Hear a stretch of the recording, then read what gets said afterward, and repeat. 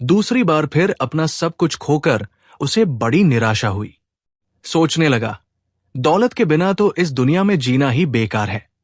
ये सोचकर अपनी पगड़ी को पेट से लटकाकर उसने दोनों सिरों को बांधकर फंदा बनाया, और जैसे ही वो गले में फांसी लगाने के लिए तैयार हुआ, किस्मत की देवी ने सामने आकर उसका हाथ पकड़ लिया और बोली, सुनो भाई, अभी तुम्हारी जिंदगी बाकी है।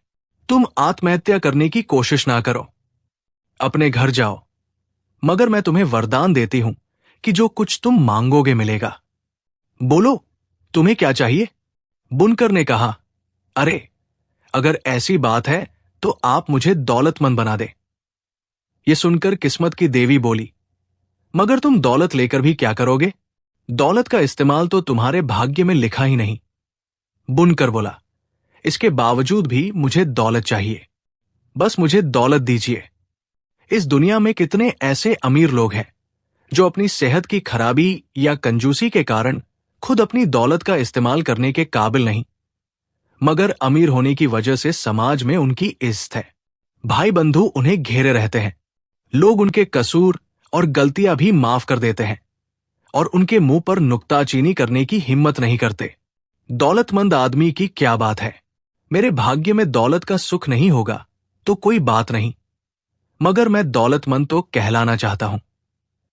किस्मत की देवी ने यह सुनकर कहा, अगर ऐसी बात है तो तुम शहर को वापस चले जाओ। वहां तुम्हें एक व्यापारी के 2 बेटे मिलेंगे। उनमें से एक तो धन जोड़ने वाला और दूसरा धन उड़ाने वाला है। तुम दोनों में से जिसकी तरह बनना पसंद करोगे वैसा ही तुम्हें बना दिया जाएगा। ये कहकर किस्मत की देवी गायब हो गई। अब वो बुनकर शहर में आकर धन जोड़ने वाले का पता पूछता पूछता एक गली में आया। गली वालों से जब उसने पूछा, भाई, ये व्यापारी का बेटा धन जोड़ने वाला कहाँ रहता है? एक ने कहा, रहता होगा कोई कंजूस, मक्खी चूस। हमें उससे क्या मतलब? धन जोड़ने वाला यानी धन जमा करने वाला, दौलत जमा करने वाला। दूसरा आदमी बिगड़कर बोला, तुम परदेसी मालूम होते हो भाई, सवेरे सवेरे उस मनहूस का नाम सुना दिया तुमने। अरे राम जाने आज रोटी भी नसीब होगी कि नहीं।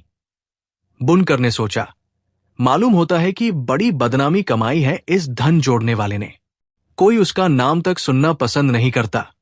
खैर, मैं खुद ही उसका घर ढूंढने की कोशिश करता हूं। ढूंढते ढूंढते बुनकर को आखिर धन जोड़ने वाले का घर मिल ही गया। धन जोड़ने वाले की पत्नी, बच्चों और नौकरों के मना करने पर भी बुनकर उसके आंगन में जाकर